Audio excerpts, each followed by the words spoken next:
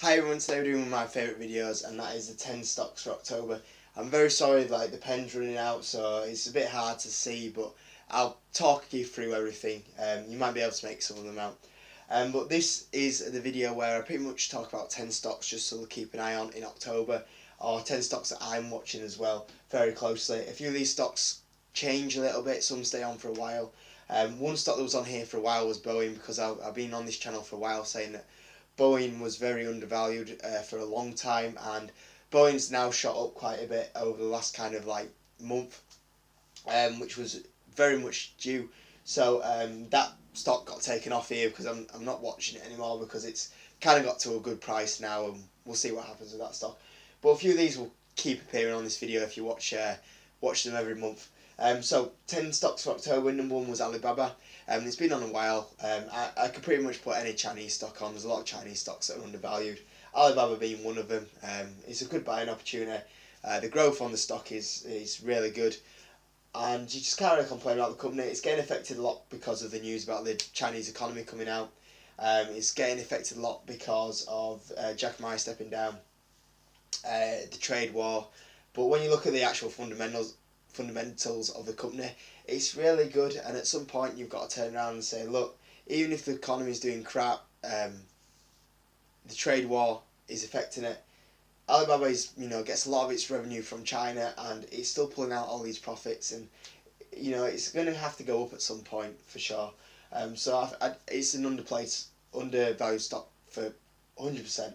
Number two, Facebook, biggest social networking site out there, owning also Instagram, Facebook Messenger, WhatsApp, all of these stock companies that haven't been too much attached yet for the advertising side of it. Daily active users is shrinking, but when you look at the profit they can make from all these advertising, it's a no-brainer. Not my biggest position in my portfolio, but definitely an undervalued stock right now.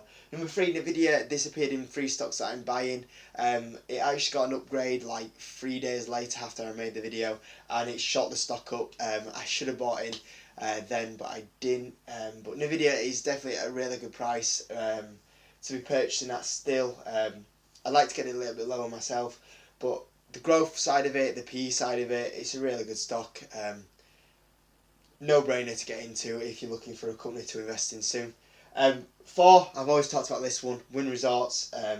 I just like keeping an eye on it. It's still growing quite a bit. It's got a lot of problems still with its new Boston resort and everything like that. It's been affected by the China trade war.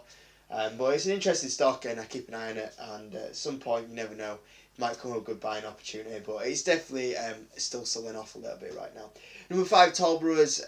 It's had a crap year, but when you look at the fundamentals of the stock, like Alibaba, this stock is still growing massively. It's been hit by margins quite a fair chunk in its earnings report, but when you look at the stock, the EPS side of it, the sales side of it, it's a luxury home. I like companies that are luxury in this kind of area, a bit like Wynn Resorts. That's a luxury kind of place to be staying. When I invested into it back in 2017, and then sold out at the start of the year. Toll Brothers, yeah, I really like the company, and I wouldn't be surprised if I actually end up buying a few shares in that company at some point. Number six, Arista Networks, very interesting stock. It got a downgrade, but you look at the growth, it's still got really good growth. It's been hit quite a bit because of the downgrade and the CSCO that's pulling up a bit of competition against it. But overall, you look at the growth over like the last 3 years, and it's insane, and it's just kind of flatlined this year. At some point, I think that stock's due to pop up. It struggled to get past its 52-week high, which is around the 300 mark, but very interesting play, definitely for a swing play, but long term potentially as well.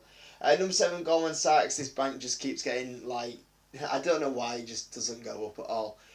But yeah, good value company, always makes money, well run. Goldman Sachs, JP Morgan, I like them both. Eight is EA. EA has struggled with quite a bit of news. I did a bit of a long video on EA, so if you like EA, go check my video out that I did about EA. But good company. Struggled recently with a few things, delayed Battlefront, but when you look at the revenue growth on it, the EPS side of it, the PE side of it, not a bad company to be getting invested in. Definitely a swing play if you like doing a bit of swing trading. Number 9, I had another semiconductor company in last time, which was Lam Research. But Micron, at some point you've got to say, like, can this stock go any more down when it's at like a 4 PE?